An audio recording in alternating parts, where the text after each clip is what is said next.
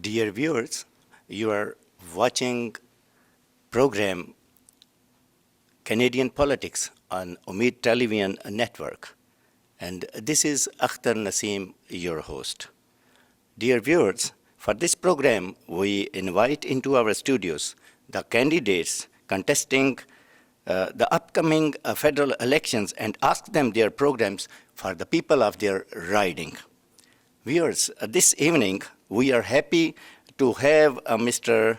Agop Everclan in our studios. He is from the Conservative Party and he is running for the Pierrefonds Dollard riding. Let me mention this too, that Mr. Agop has been a senior executive of the federal portfolios in the Government of Canada. Welcome, sir. How are you feeling this evening? Very happy to be here. I'm glad to be in your studios in this new television program that you've started a few weeks ago.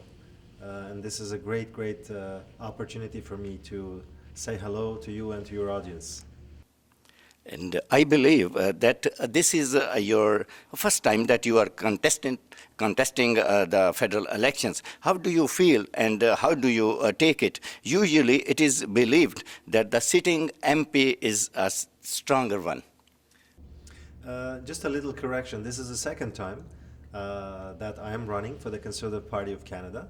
Prime Minister Harper last year asked me to run in Pierrefonds Dollard, and I accepted this privilege because not many Canadians have this opportunity to run and to represent their constituents and their fellow citizens.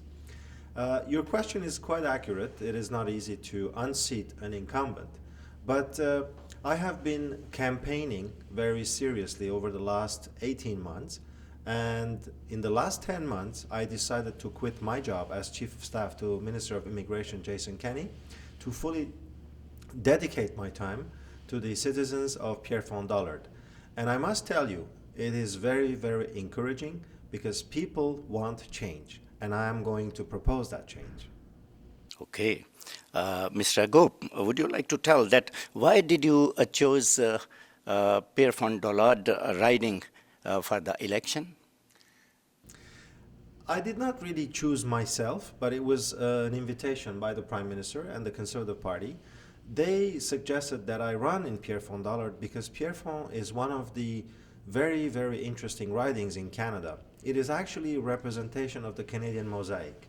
We have more than 80 different communities represented in Pierrefonds Dollard.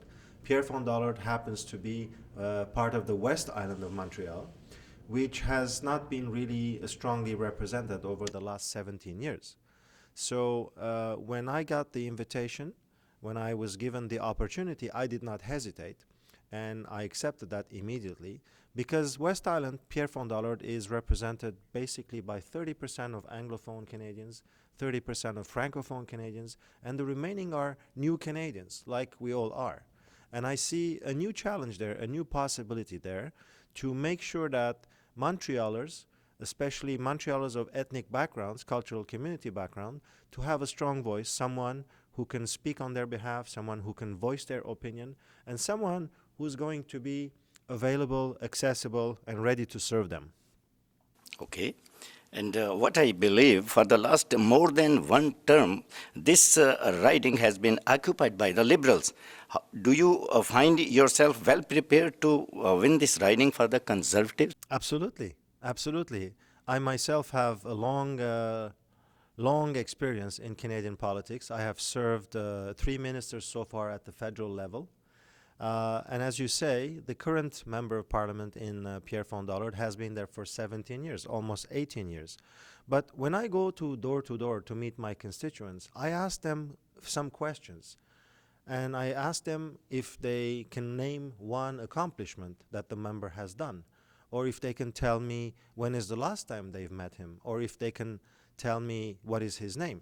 To my great surprise, a lot of people cannot give me an answer. So this means one thing, that the people are looking for someone who is going to be accessible, who is going to be with them, for them, and working for their future, for their families, and for the future of this country.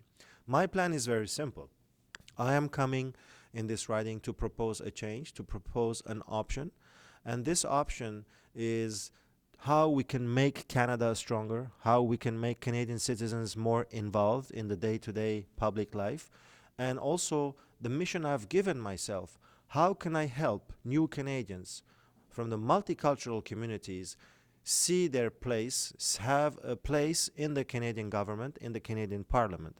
And based on all these personal experiences that I have been living over the last 10 months, I am very confident that we are going to have change. Okay. And how do you see this federal election for yourself and for your party? As you know, this election is unwanted and unnecessary. Nobody wanted this election, at least in the Conservative Party, and the Prime Minister mentioned that on many occasions because Canada is recovering from a very tough recession. We're lucky we had a good administration. We're lucky that we entered last into this recession and we came out of it the first. But we are not completely out, and we needed to focus on the economy to make sure that Canadians keep their jobs, that Canadians continue paying their mortgages, they continue sustaining their families, paying for education, for their food. So this election, which is going to cost Canadians something in the vicinity of $300 million, could have been used for other uses, for other purposes. So this election is not necessary, but we have to fight it. We have to make sure that Canadians, after this election, get a stable, firm, solid government in Ottawa so that we can focus on the real issues that really matters to Canadians. And what really matters to Canadians is the economy. The economy, health issues, education, safer communities, stronger, cleaner environment, and overall a stronger nation so that we can all work together to make sure our children and the future generation inherits a nation, a country which is stronger for all. Okay, Mr. Agop, while going through your biodata, I found that you claim to be an instrument for making Canadians' immigration policy, but the majority of the different communities criticize it. Why? I assume you're referring to some criticism that comes from the opposition or from some reporters, maybe some media, but that is completely untrue. I can tell you that, first of all, multiculturalism in Canada has been brought forward. This was a plan of a conservative senator by the name of Paul Yuzuk. This was in the 50s. And in terms of immigration, I am very proud to tell you that it is under a conservative government that Canada reached the current level of immigrations on an annual basis. I can tell you that before the conservative government in the mid-80s, the annual immigration levels were in the vicinities of 60,000 a year. And it is a conservative government that has brought up the immigration levels to today's current levels of 285,000 level individual people arriving to Canada. And we have done this despite the fact that Canada was under a recession last year. As a matter of fact, the number of immigrants we have welcomed last year is the highest ever since the beginning of our confederation. So saying that Canada is not really open or welcoming immigrants, that is false information that we need to correct. And I thank you very much for giving me this opportunity to make this correction.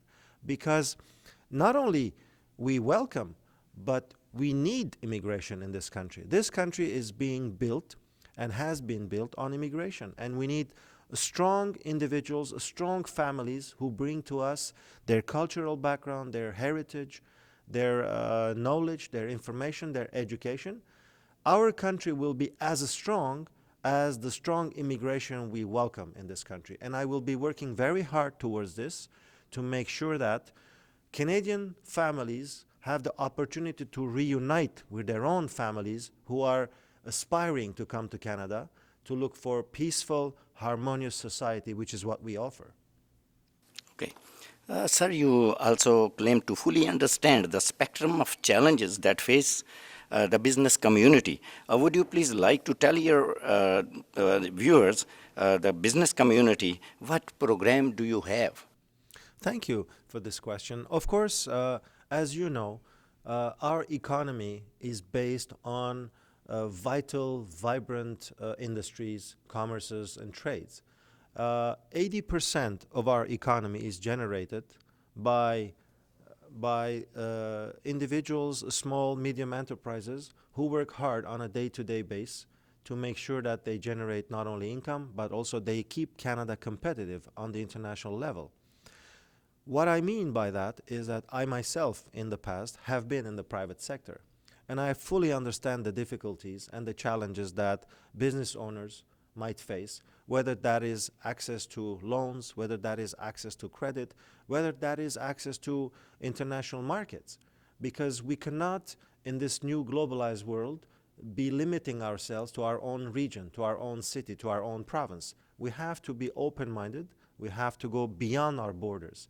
And the best example I can give you is that today there are emerging markets in the East, in Asia, in the Far East, and Canada must be competitive with those emerging superpowers such as India, Pakistan, China, Russia, and other countries. So to keep up with the pace and to keep up in the competitive marketplace, we must make sure that our business owners, our companies, our job creators in Canada are given the necessary support, whether it is in research and development, whether it is in financing, whether it is in tax exemptions or tax incentives. This is what I mean. I mean, and these days there is tremendous propaganda, this criticism about the forces of the Canada that the Canadian government has sent to Libya. What do you say about it? You have to look at this question from the humanitarian angle. You see, Canada is a peaceful country. We do not have a strong military power. We are far from being a superpower. We are just a peacemaking country. But when you see that a dictator somewhere in the world is assassinating innocent people, innocent citizens who are struggling to survive, to keep their families alive, to feed their families, or citizens who are aspiring to have democracy, it is difficult for us Western world to remain silent. We cannot tolerate to see a despotic regime or a dictatorial regime crush its own people, women, children, families, seniors, and just watch this on the news. So Canada has done what most Western nations have done, members of the NATO alliance, members of the United Nations, and we have made the decisive decision to send troops, to send some military support, to make sure that the Libyan current authorities do not commit genocide, because when you have disproportionate measures that a military power uses against innocent people, that is unacceptable. And us as humanitarians, as a peace-loving, harmonious country, Canadians, we cannot remain silent, and we had to act. And this is what we have done. Now, I would like to ask for my viewers that what special projects do you have for your writing that were missed by the liberals? This is a very nice question. I thank you for it. As a matter of fact, my entire campaign has been based on listening to my constituents. When I decided to give up my job, to quit my job last May actually, I started consulting the citizens, the constituents of Pierrefonds-Dollard. The first people I have met were all the local city councillors. I have met with all the local mayors. I have met with the leaders of the community organizations. I have met with the leaders of the cultural communities. And I went also to meet small, medium business owners. I went to stores, to commercial centers, and I also went to visit industries. I've also gone to doors, residential doors, knocking on doors. And I've always asked the following question. I said, I am your candidate, I'm running for office, and I would like to know what should be my priority. And I've listened to them, and I have made myself a priority list with respect to what should be done, what should we do, what can be done in order to better serve the constituents of Pierrefonds-Dollard. And some of the priorities that were brought up to my attention was the deficiency, for instance, in terms of community organizations, where they need more access to financing or they need more access to human resources.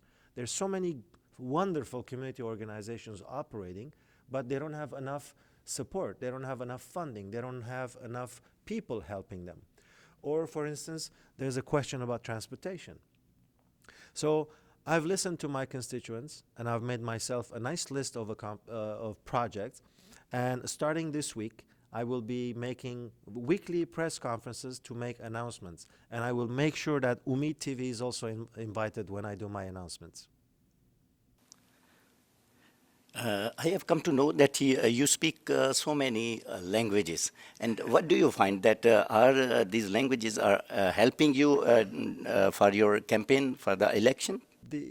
I love languages, I love cultures, and I love to learn about different religions, different backgrounds. You see, my father used to tell me always, the more languages you speak, the richer you get in your soul. And every time I meet friends from different communities, I try to learn a couple of words, a couple of sentences. And for me, this is my humble way to show respect to the communities, to the people that I meet. And I speak 5 languages already very fluently. But I'm also trying to practice my Hindi, my Urdu, my Punjabi, my Greek, and my Ukrainian. And I do this simply because I enjoy and I love it. Okay, and this would be the last question, and I think it may be the personal one. But while going through your biodata, I found it that you share your sense of adventure with your family. What would you like it to share with the viewers? What sense is it? I'm a father of 4. I have young children at home. And I decided to serve the Canadian people. I decided to serve the Canadian public because I think as a citizen, we all have a responsibility. Sometimes these are moral responsibilities, sometimes these are civic responsibilities. I could have stayed home with my children and take them to soccer, take them to hockey, or just go to the movies. But I decided to give myself, to donate myself to my country, to my people. And I could not have done this without the approval of my family, because they also